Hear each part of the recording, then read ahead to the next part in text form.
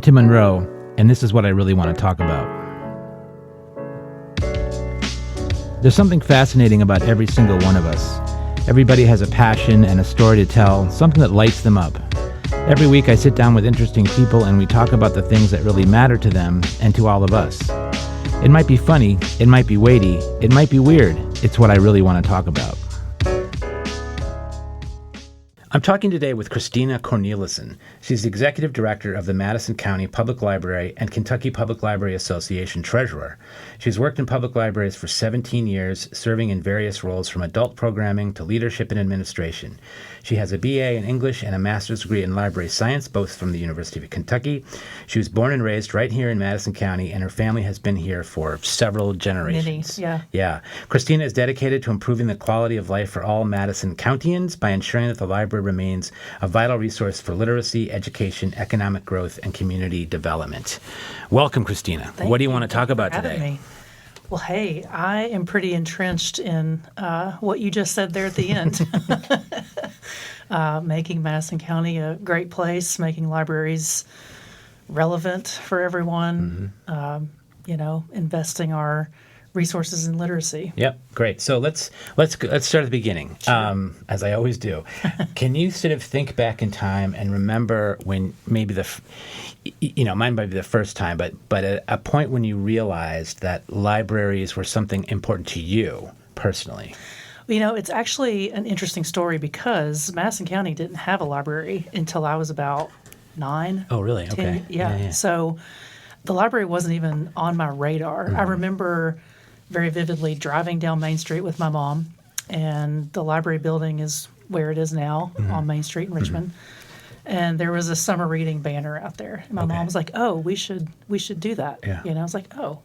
Were you a big reader as a kid? Oh, gosh, yeah. Yeah. I mean, devoured books. I read really young. Yeah. My mom's a teacher. Okay. So it's very important to her that I read books and learned how to read. But by the time I was that age, I was involved in other stuff, and I never really used our public library. Mm-hmm. So libraries for me, really in college, is when I started just living at William T. Young Library on UK's campus. Yeah.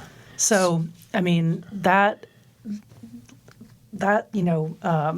not having a library when I was a kid, and then walking into one as a 18-year-old college freshman, it was just overwhelming. Thinking about, this is what we could have. Yeah.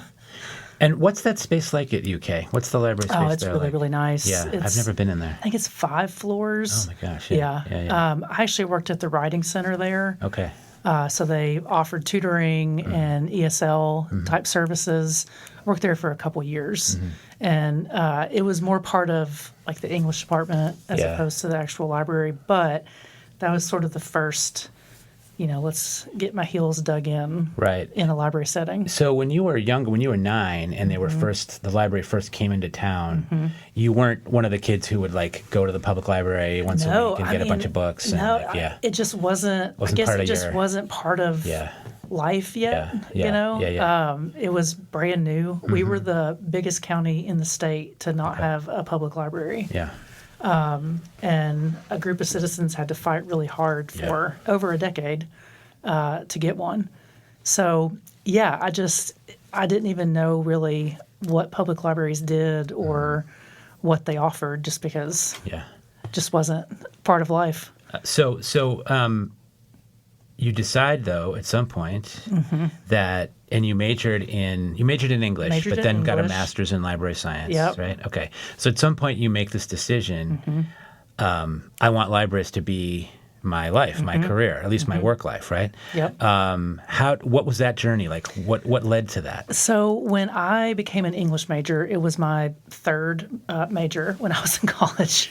I started out as a journalism major and then went into advertising and then ended up an English major. I just loved reading, obviously, loved writing about books, talking about books. So when I went into that degree program, I thought, I really had an impactful high school English teacher. Maybe I can do that. Or I really loved my college professors in the English department. Maybe I can do that. So I was in the last semester of my senior year thinking, okay, I'm going to get a master's degree in English. Let's teach at the college level. And just for some reason, I was like, no, I'm not going to do that. So I worked, after graduating, just random odd jobs for a couple of years. Yeah, me too. Yeah. And I really wanted to go into adult education. And that was the thing that I just kind of realized after you graduate high school, college, or, some alternative, you don't have a lot of opportunity to continue learning or to better yourself if that's the route that you need to go. And I actually met somebody who was a customer at one of my jobs, and she was like a retired GED teacher. And I just was very interested in that line of work.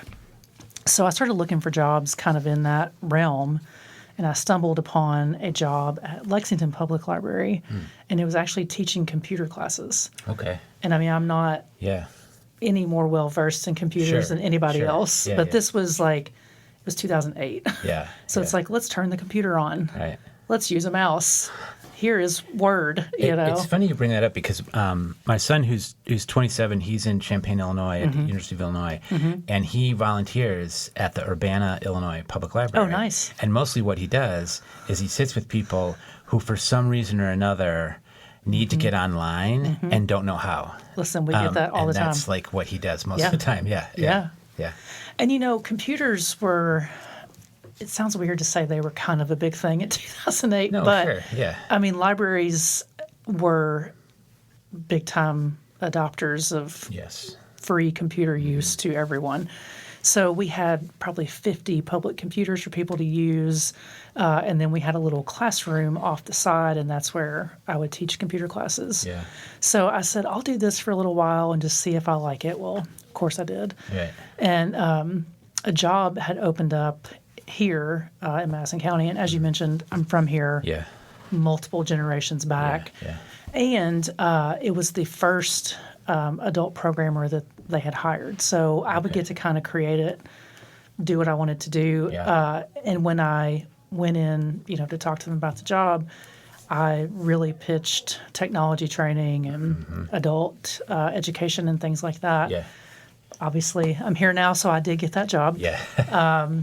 And I mean, it was just kind of on from there. Right. I spent a couple years in Madison County doing adult programs and decided I wanted to get an MLS because I wanted to be in leadership roles. And in our state, you have to have an MLS to do that. Right. So how long have you been director? 5 years almost. Okay. 5 years. I got hired in November of 2020. Okay. Oh, weird time. Weird time to be hired, but it all worked out, obviously. Okay, so... there's so many topics relevant to libraries and information and all that we could dive into. Any one of which could take an hour or more, right? So, but let's dive into some of them here.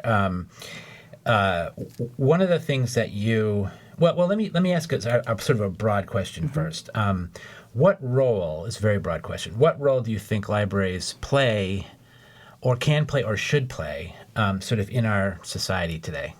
Wow, that is a big question. It's a broad question, but yeah. Well, what I always loved about the public library, and I'll go back to kind of the me not really being in a library consistently until I was in college. So the college library is very different, as you know. Yeah. It's there for mainly the students and professors.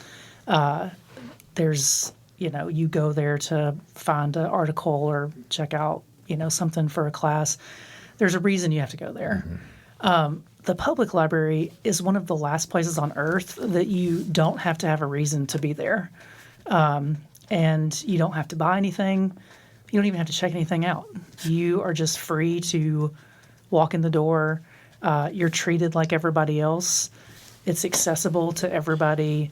And to me, that is something worth dying on so many hills for, because there's really nothing else like it. So, I think public libraries in particular, it's the great equalizer. Anybody from any walk of life can walk in again and get the same services, the same access that everybody else has. Yeah. And there's just nothing else like it. Yeah, this issue more broadly. This is episode number 20 for me. Okay. So it's a little bit of a milestone. Nice. Congrats. But so as I've woven through all these different conversations, the issue that you're touching on comes up in a lot of different ways. This issue of a place to go where there's sort of no barrier to entry, right? And you are in a space with other people. Yeah. You're face to face. You're not, you're not like in the dark watching a performance by yourself. But you're interacting with other people and different people, maybe very unlike you, right, in the library space or other spaces too. And I can't agree with you more that that's really worth fighting for. Yeah. And all the things you just said are all the things that I find very beautiful about what we do. Yeah. Because, we live in an increasingly isolated world. We live in a increasingly polarized world. And, I used to do book clubs. I did a running club. I mean, there were people that would walk in that you would think these two people are going to kill each other, Yeah. But then they get to connect over something, and I think that is just vitally, vitally important. It's hugely important, and especially like in a library where the sort of it's around this idea of learning, right?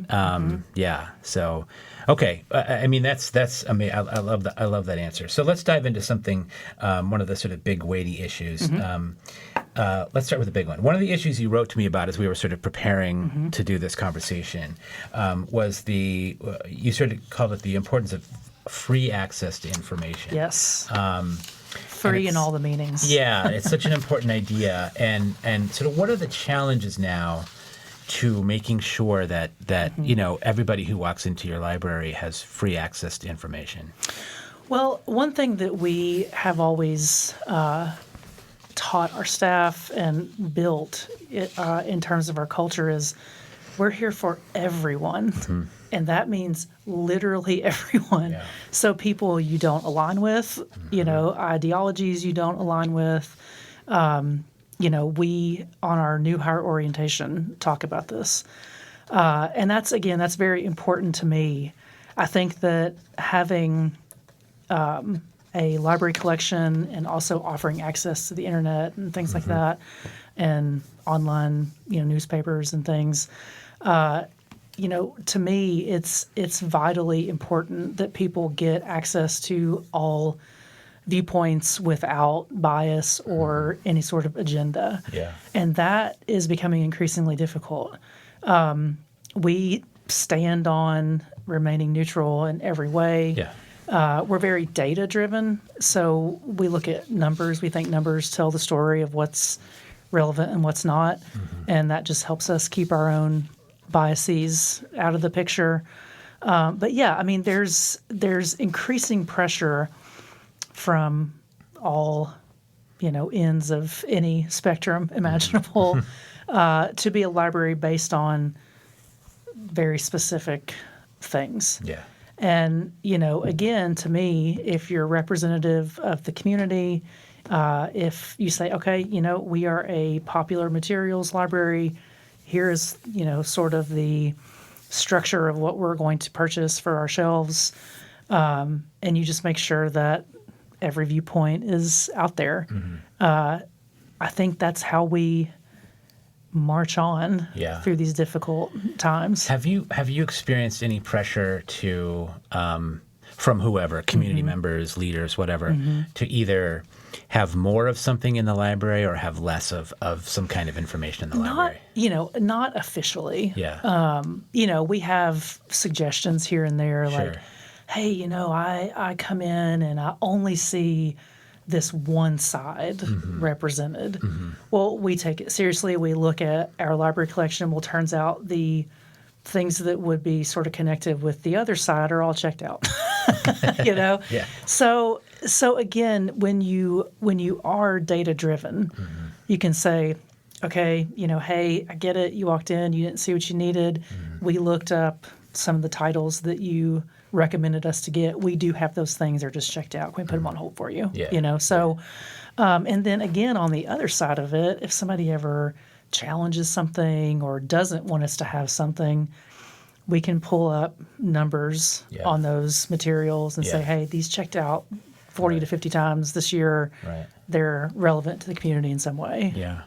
And, this issue of free access to information is so important. But I also think what goes along with that is the consumer of that information having the freedom to interpret it or be critical of it in their own way, right? You're not filtering anything for people or telling them what to think about or And we tell our staff that too, because we have staff that's extremely educated in what we ask of them. Yeah.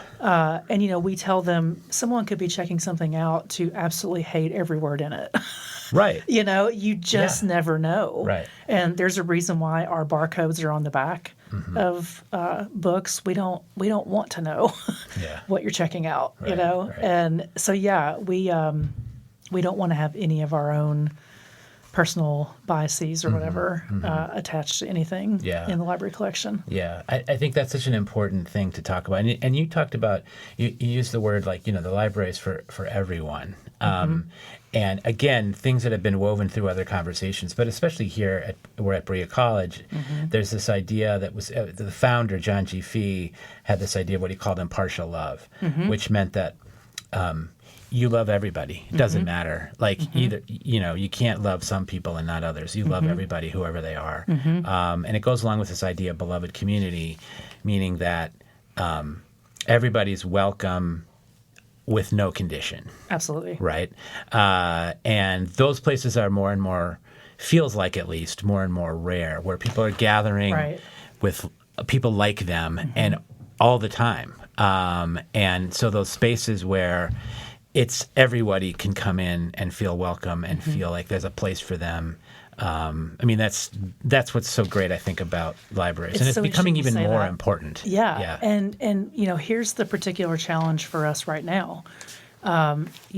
This everyone's welcome has become somewhat, I don't want to say politicized, but kind of in a way. So now it's teaching staff, hey, everybody really means everybody. Yeah. So it's the people that, would be included sort of in that politicized everyone's welcome and the people that would absolutely hate that everybody's welcome. Yeah. We have to serve them too, Absolutely. And it's really interesting watching like some of our newer staff understand that, this is, when we say it's the great equalizer, we really mean it. And I think that, there was this great, one of the conversations I had a couple weeks ago, we were talking about this idea of beloved community and people being unconditionally welcomed into a community and that you love that person in the like very broad sense, right? And one young man asked, how do I do that when there's like, I don't really like them. Yeah. Like, you know what I mean? I don't like that person. How do I? Don't have to like them. Yeah. And the answer was one of the great answers I've ever heard before. The answer was this idea of impartial love or beloved community or welcome to everyone doesn't call you to intimacy. In other words, you don't have to be friends. You don't have to date that person. You don't have to hang out with them. You just have to be open to them, respectful of them, and welcome them to your community. Right. Yeah. Yeah. And we want everybody to feel that when they walk in the door. Yeah. So again, going back to remaining neutral, we just want to make sure that everything that we do doesn't alienate someone. Right. Right. And that's really tough in the world we live in. You have to be really intentional. We do in every single way. Yeah. To not sort of give away your bias, even in a very sort of subtle, like an unconscious way almost, right? You have to be thinking about that all the time. Yeah. I want to go back to this issue. You talked about data and how important that is to you in the library. And I should have said at the beginning, but sort of full disclosure, I'm on the board of the Friends of the Public Library here in Madison County. And so I know a little bit about this, but and I've always been so impressed by the sort of usage by the community of the libraries here. So, and I know that we don't have the numbers in front of us, but give us a sense of like how many people are using the library on a consistent basis. Well, we see almost 1/3 people a year. Wow. That number grows year after year. We circulate over 500,000 titles consistently a year. And this is in a county whose population is a little bit under 100,000. That's right. Right. So, And for a library that's only 38 years old. right. Yeah. That's incredible. Something like that. Yeah. And we're really invested in books. So, when computers, yeah, sure. When, the internet, computers came about, everyone said, oh, nobody's going to use the library anymore. The library is going to be obsolete. So we started offering computers and, the internet. And people were like, oh, now everybody has a computer at home. Nobody's going to use the library anymore. So we said, okay, we'll do more programs. So we'll make sure we have story times and we'll have book clubs and we'll have classes and all this stuff. Yeah. So that's around the time that I came into the library world. Yeah. And then what happened was we sort of started pulling away from books. And you'll see some libraries' mottos are, hey, we're more than just books. Or people say, oh, the library has more than just books. I'm like, what do you mean just books? Books are awesome. They're why we're here, Right. So books remain really important to us. So I'm always very proud to say, hey, you think people don't read anymore, but they honestly, truly do. And here's an amazing checkout number. Well, I also know your programs, the programs that you guys run are very well attended. They are. And it runs the range in terms of people who attend, from younger kids to teenagers to older people to people wanting to get their GED, like that sort of thing. Yeah. It's birth all the way through life. Yeah. We made a big investment in 0 to 5 stuff across the board, programming, collection type things. We partner with the Early Childhood Council here in Madison County on a grant that funds all of that. And just again, preschool literacy is really important. Yeah. Our kindergarten readiness here in the county is not where it should be. So we're hoping that our work with the schools and our work with the CECC and just having more opportunities for kids to come in and learn how to read. I wish I could cite an actual study, but I know I've heard data on this issue of that the earlier kids are exposed to just to books, the better they do in school in the long run. And it's a lot to do with how much vocabulary they have. I also wish I knew the numbers on this, but I've written some things about it. Parents that read to their kids, it's something like an exponential number. Yeah, it's hugely more important. Words they know by age 5. It's extremely important. Yeah, it's a big deal. And the library can provide that maybe for parents who aren't necessarily bookish, right? I mean, that's really what we're doing right now is we have a program called Play with Purpose, and we have another one called Get Ready for Kindergarten. Okay. That one's pretty self-explanatory. But basically what that does is it teaches parents how to be their child's first teacher. So it teaches ways to play with your kid and ways to engage with them that does give them those readiness skills so that they can succeed at that level. I mean, that's such a big deal, especially, it's a huge deal. We think about today's world, and parents are, so many parents, both parents are working, right? Not a lot of time to do a lot of this stuff. And maybe they grew up in an environment where there weren't books in their house, or maybe they're a very young parent who, just needs a little help. And I think people library does that? Right. It does. I mean, it's kind of amazing. And I think, when I grew up, I loved going to the library, and we would go like once a week, once every other week. And I was probably like you were saying, 8, 9, 10, 11, before you become like a bratty, kid. And I loved getting as many books as I could. I always bit off more than I could chew. Sure, right? I couldn't read them all until I had to bring them back again. Right. But that's what I thought. That's the library. It's books for me. but there's so many more things going on. Oh, yeah. Yeah. And, we want to bring people in the door for all the things that we offer. Yeah. So whether you're there for a meeting, we have a lot of meeting space in Richmond and a couple rooms in Berea that any community group or any individual can use. That's a big draw. Yeah. And, people will come in, they're like, oh, I've never been in here before. Right. What do you guys offer? Or what do Yeah. you do? Or can I walk around the main part of the library? So, bringing people in the door and then introducing them to all the things that we do with that meeting space in particular has really helped with that. Yeah. And so as you're thinking about, you're the boss, right? So as you're thinking about, Somehow. that happens sometimes. I've found myself being the boss a couple times, like, what's going on? Right. But and you have to think about, who works in the library. Like, so what are you looking for? I mean, what's, in the past, I think they would have thought, somebody who reads a lot, and maybe that's still the case, but sort of what are you looking for? Well, we still want that. Yeah. We still want people who have a passion for books. Okay. And kind of beyond just a passion for reading them, a passion for sharing them with other people. We want people that are excited to talk about books, to talk about reading, and also just to talk about the library. We want people who love the public library and all the things that I talked about before, about how it's welcome to everybody and accessible to everyone. Anyone that works at our library has to have a passion for that as well. So it's almost like you have to have a passion for the nitty-gritty of it, the books and the services and the programs, but you also have to really love people. And that's tough to find. Yeah, how do you tease that out, like in a cover letter or an interview? Or Yeah, we want to make sure that we're asking questions that are very service-oriented first. We'll start and talk about, hey, what are you reading right now, that kind of deal. But then we talk about, okay, somebody comes in and they're like, I love James Patterson, but I've read all the things he's written, or I'm over it, or whatever. Help me find something different. And, it's not a trick question. You can Google, authors like James Patterson. Right. But we want to hear like, oh, yeah, I would help them do this and this and this. And then we would talk about this series. And so you can tell when somebody is excited. And then the other element we look for is just the desire to serve the community.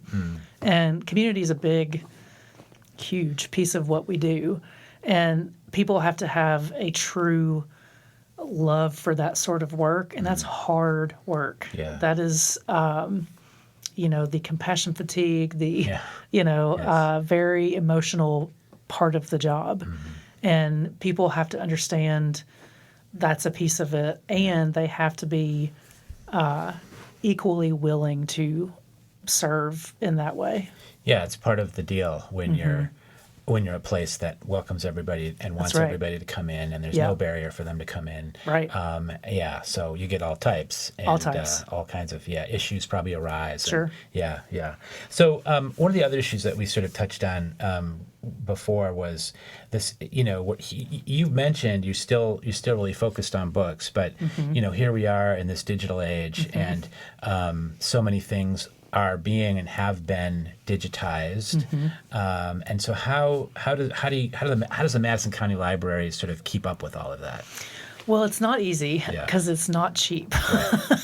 Right. There's all kinds of laws and regulations and whatnot around digital media, and every ebook and e-audio book out there, the cost to us is exponentially more than its physical counterpart, which sounds really weird. Yeah, that does sound weird. Yeah.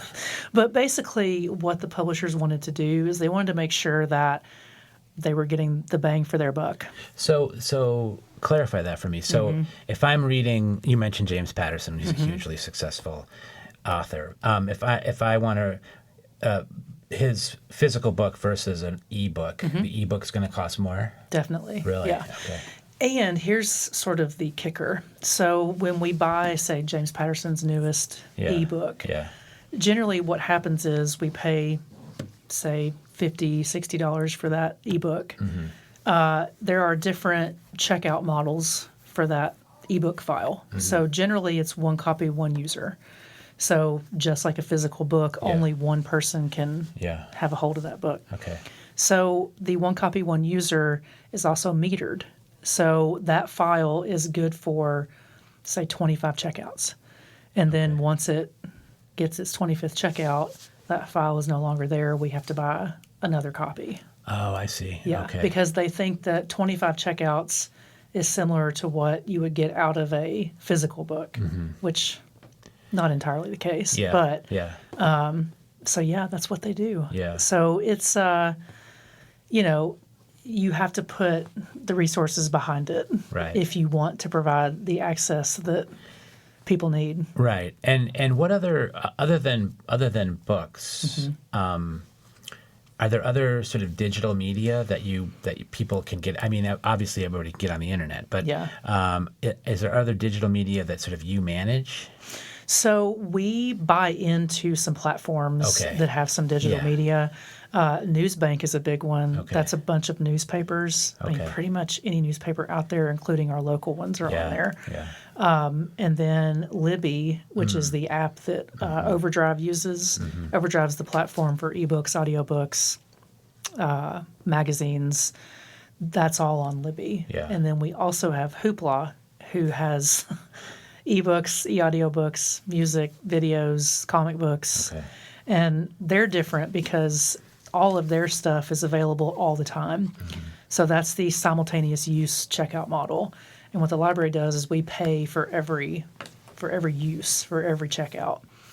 Yeah. So that's it's a convenience thing. I use Libby Yeah. I've used constantly. Libby too, yeah. But yeah, it's definitely more of a challenge to keep up with that just because of the money piece of it. And I keep waiting for that to go down a little bit because, supply and demand has to kick in at some point, right. But it really hasn't changed much over the past decade or so. Well, the other thing that you guys have done over the last couple of years is created these, I guess I call them maker spaces in both branches. Talk a little bit about those and like, who's using them, what can you do in them, and that sort of thing.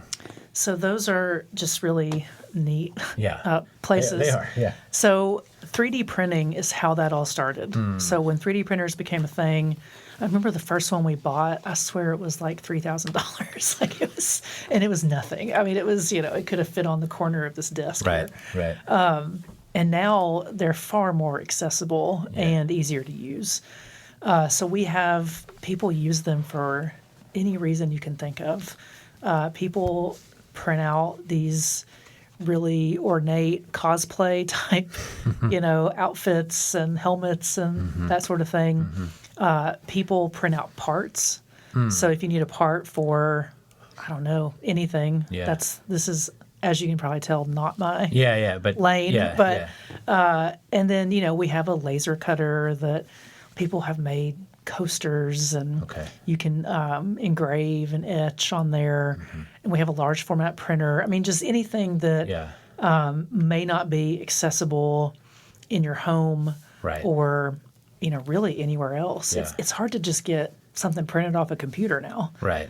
And then in Berea, we have the Creative Studio. And that's more, there are 3D printers and a laser cutter, but there's also a lot of sewing machines, an embroidery machine. Those get used all the time. And we have a sound booth there as well, which also is used all the time. I was just thinking about that. We should have done this interview there. If I thought about that ahead of time, we would have met over there. And it actually might be booked today because they're doing that Tell Your Story program. But anyway, but I've been in there. It's very cool. And it seems like it's being used by a lot of people. My goodness, it's being very highly utilized. Yeah, that's great. So another thing that maybe people are like, do you do that at the library? Well, yeah, you do. So I want to talk a little bit about, we've sort of covered a lot of these big topics just as we've gone along, right? But you referred to before this issue of freedom and then particularly sort of neutrality. And can you, first of all, what do you mean by neutrality exactly? And how do you make sure that you're maintaining it? It's not easy. To me, neutrality is more not having an agenda. And again, just the world we live in, it's very difficult to do that. And there's things where you think, oh, this is good. This is something good that we're doing. Well, is this thing actually going to alienate half the people that walk in, you know? So what we teach and what we do, remaining neutral is not being anti-inclusivity or, you know, it's not impossible to be inclusive while also remaining neutral. Right. So we make sure that all of our displays, again, our library collection, our programs, there's something there for everybody. We want to make sure that all authors, all, you know, backgrounds, all themes, all of that are represented all the time, not just on a display a certain month out of the year. Yeah. You know, Yeah. so, and, you know, to me too, kind of to go back to what I said at the beginning, that's a great equalizer as well, because somebody who might walk up to a, you know, display that they see a sign that they're like, oh, I don't like that, or that's not for me, or I'm anti that, or whatever. Right. Well, if they just walk up to a display of, I don't know, Halloween books or, you know, something in that book could offend somebody or right. Yeah. And in reading that book, they could possibly gain an understanding of the thing that they're supposedly against, you know? And that's really important to me. And again, I think that we're the last place that does that. Well, I was going to say, you know, so it used to be, if you think about, you know, we're living in a 24-hour news cycle, which it's been that way for a while. Right. But when we were younger, well, and when I was younger, the sort of ethos, the ethics of journalists was you're just telling the story. You're just, to the best of your ability, you're saying this is what happened. Right. You're not saying this is what happened and here's what it means to me. Right. You're just saying this is what and here's happened. what it should mean to you. Exactly. Right. But that almost doesn't exist anywhere anymore. No. You know, there may be some news outlets that do try to do that a little better than others, but still, I think it's gone in most places. And you know what's really challenging if we as a library, libraries in general, if we abandon remaining neutral, right? Basically, the library becomes whatever the people in charge want it to be. You know what I mean? Yeah. And it's almost like the library becomes a mirror of the people making decisions. Yeah. And that's just really dangerous, Right. you know, because it could be one way at one moment, and then once those folks leave, it could be a whole different way the next. And, you know, I think businesses are seeing this too. I think there was a push to kind of make statements and say who you're behind and what you believe in. Yeah. Especially, you know, during COVID and that time frame. And now there's, of course, the backlash from it. Right. And businesses are kind of stepping back from, well, we don't, you know. Yeah. I love the Michael Jordan story. I don't know if you know this about, it was in the height of his NBA career. His mother wanted him to knock on doors in North Carolina because a friend of the family was running for some elected office. Yeah. And he was like, no, I'm not doing that. And she was so mad at him. And she was like, why? Why wouldn't you support this guy? He's been our friend for years. And he said, Republicans buy shoes too.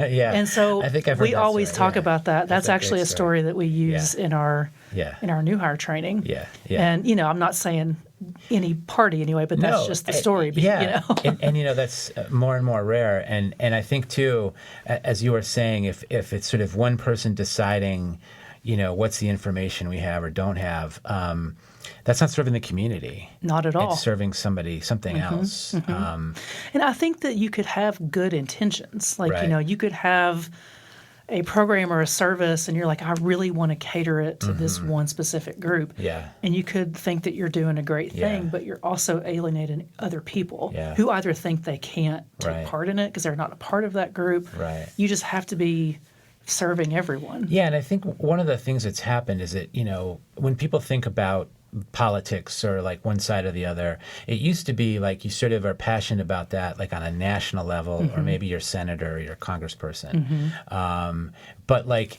at home with your neighbors, it wasn't really an issue. Do you know what I mean? Yep. Like, you might campaign vigorously for a candidate that you liked, but like when you're hanging out in your neighborhood and your next door neighbor was at a different party, it didn't matter. No. What mattered was like that your schools were okay for your kids, that Right. the community was safe. That, Right. But that's now, that sort of partisanship has trickled down into the local spaces, which is really kind of, and I just salute you for trying to, keep that out of the library. Thank you. Yeah. Yeah, and it's really hard. It becomes increasingly hard. Yeah. And I really don't like social media. And I think that social media has done that to Yeah. us, Oh, yeah. And I saw something the other day. It was like we weren't meant to walk around knowing everybody's internal thoughts, and, Right. So, back in the day, you wouldn't know what your neighbor thought, and it wouldn't matter. Or also, like, the other thing that social media does is it allows you to sort of only see stuff that you agree with, Yeah, or right. or that the algorithm is telling you should see, Exactly. right? Instead of other viewpoints, other thoughts, other ideas. And it's rage based. Yeah, a lot of it is. I mean, a Yeah. lot of it is. Yeah. They know that you're going to interact with something that makes you mad. And that's what gets clicks. And that's what gets clicks and shares and Yeah. engagement. And Yeah. I could talk to you for like hours. I about know. This, so we'll move on. So, and this idea of community, like the sort of servants of the community, and you're one of those, not allowing that sort of partisan stuff to come in is just becoming more rare. And I just want to give a shout out to, I don't know if you know Bruce Fraley. He's the mayor of Berea. Yeah. And I know him a little bit. And one time I talked to him and I said, Bruce, I don't know if you're a Republican and a Democrat. And that's a huge compliment. Yes. And he goes, "Oh, thank you." He's like, "In fact, I'm a registered independent, but I don't. That stuff doesn't matter to me because what matters is, our streets, safe, exactly. all that stuff that matters Right. every day in a community, and that stuff shouldn't be partisan, and especially the library, Right. But I feel like that's now creeping into the libraries too, where people are objecting to, you have books about this group or books about that group, and I don't want that there because somehow that offends me, or Right. yeah, it's And again, we try hard to educate people too. I've talked about how we're data driven, and how it's important to me that if anybody does question anything that we have, I can say, hey, everything on our shelves have checked out at least once or twice in the past year. yeah. So Yeah. it's relevant to somebody. It matters, right? And those numbers, I mean, one of the things I think it would, if people knew the raw data of how many people use that library, Right. those libraries would be, I think it'd be really impressive. So I want to start to wrap up a little bit. We've talked a lot of big stuff, and you were saying before that you sort of leaned into books more.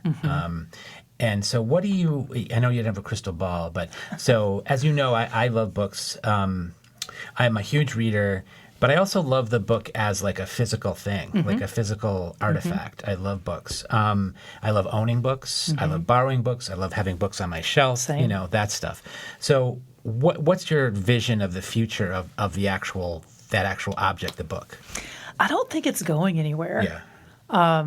When I started in libraries, the Kindle was kind of becoming a thing. Yeah. And that was also the new thing that was going to take libraries off the map. I tried it you know. once and I don't know. Well, I did get one this year. Oh, you did? But only because I read outside a lot. Yeah. And I saw people reading on their Kindle, and I was like, okay, Yeah. I'm just going to go ahead and get one. And it is really nice to read on Yeah, outside. yeah. I If will it's give it windy that. Or yeah. Well, and I don't have to wear my glasses outside Oh, okay. when I read on the Kindle because you Yeah. can enlarge the font, which is Okay. nice. But, same as you, I love books on my shelf. It basically decorates my house. Yeah. I will say we have not seen really any sort of drop in physical book Okay. circulation. Yeah. In fact, I just did our numbers for last month, and our physical book circulation was up like 18% Yeah. year over year. Yeah. We just changed a couple policies. You can check out an unlimited number of physical books, and children, their storybooks or picture books, they only check out for 2 weeks at a time now. So we're turning that over a little bit quicker. Yeah. It's very important to me that kids have a lot of opportunity to check out books. Right. So a family can come in and check out 120 books if they want to, you know. There's no limit. There's no limit. Oh, wow. Okay. Yeah. So, again, one of the important things to us, and also just one of the tenets of librarianship, is a book for every reader. Yeah. You know, so I don't see physical books going anywhere anytime soon. Right. You know, everybody thinks that it's the young people that don't read or don't want to read a physical book, and that's just not true. I don't think that's true. Yeah. I think that Gen Z actually reads more than maybe, you know, I'm a geriatric millennial, as they say. And I think that they might use the library and read more books than we did when we were in our 20s. Yeah.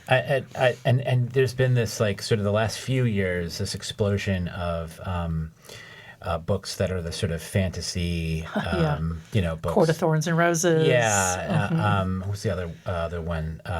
That woman, Rebecca Yarros, who sold millions and millions and millions of books. And you know, you can people, you know, snobs will be like, oh, those are like low, not literary or whatever. But I don't care. Doesn't matter. Like, people are reading, and that's, for me, for instance, like when I was in sixth grade. I was a voracious reader already, and I was getting bored of the stuff that we had to read in school. I just didn't like it, and so I just wouldn't read it. Right. Yeah. And so that my sixth grade teacher handed me a copy of The Hobbit, and she just said, "Go home and read this," and it blew my mind. And I was like, that then opened the floodgates to all kinds of reading and you know, all kinds of stuff. I used to love to read books about baseball, you know, when I was a kid. But that then opened the door to so many other things. So, yeah. I was one of those kids that would, like, literally read the encyclopedia. Yes. Because I just wanted to know stuff. Right, I know. You know, and I just got really into certain things and would just, you know, I have my mom saved this book of the presidents that I had when I was a kid. I mean, I wore it out. Yeah. And what's funny is the last president is like George H.W. Bush. You know? So that's the age that I was. Yeah. But yeah, I mean, I just remember just poring over every single word just because I wanted to know it. Yeah, you and know? that just leads to all kinds of things. Okay, so this has been a great conversation. I do want to ask you one more personal question as we leave. So, because you're a librarian, you're a book lover, what are you reading right now? Let's see. I just finished Elizabeth Gilbert's memoir. Okay. I really enjoy the memoir, you know, genre. Yeah. Always really loved biographies. I mean, again, I was obsessed with the book about the presidents when I was a child. It was different. Yeah. It was, I almost kind of like hate listened to it at the end. Yeah. It was, Yeah. Maybe don't read it. So not a glowing recommendation. No, not a glowing recommendation. Can you think of one you've read fairly recently that you really loved? I just finished The Poppy Fields, which was pretty good. Who's that from? It's the same author that wrote The Measure that came out a couple years back. The Poppy Fields is similar to The Measure in that it's something that is it's not fantasy at all. It's kind of like book club fiction, you know, which is what I tend to read. Yeah. But the storyline is there's this new treatment, I guess, where if you're grieving or you're, you know, kind of paralyzed by grief, you go to this place called the Poppy Fields and you basically just sleep for 30 to 60 days. And it wears off. And it works, But then there's this side effect to where the person or the thing that you're grieving over kind of just don't care about it anymore. Right. And the side effect, like, they're trying to figure out if that is worth, you know, like if, like the whole point of the book is the grief is worth more than, you know, not grieving, having the grief. If that makes sense. Yeah. So, Christina, I really appreciate this conversation. Hey, I appreciate you having me. I've really enjoyed it. And I think people, if you haven't visited, if you live in this area and you haven't visited either branch, one here in Berea, one in Richmond, they're both very nice buildings. The facilities are really nice. Thank you. And there's, you know, really friendly people ready to greet you and help you and find whatever you need to find. Or if you just want to walk in and look around and say, wow, this is a busy place, and it's really impressive. And I also, the library, I'm hoping it doesn't continue to become sort of a political football that people sort of kick back and forth, because I really don't think there's anything partisan about books. There should be whatever anybody wants to read, they should be able to read with no sort of censorship or no sort of filter. And libraries can allow people to do that. So That's I hope right. you keep up the good fight for as long as you can. Yeah, again, I will die on that hill. Excellent. I'll die there with you. All right. Thanks, Christina. This has been a great conversation. Thank you so much for having me. I appreciate it. What I Really Want to Talk About is produced and recorded in the studios of Berea College News and Radio in Berea, Kentucky. You can learn more about this podcast and listen to all of the previous episodes at whatIreallyWantToTalkAbout.com. My contact information is on the website, so please get in touch with me if there's something that you really want to talk about. I'm Tim Monroe. Thanks for listening.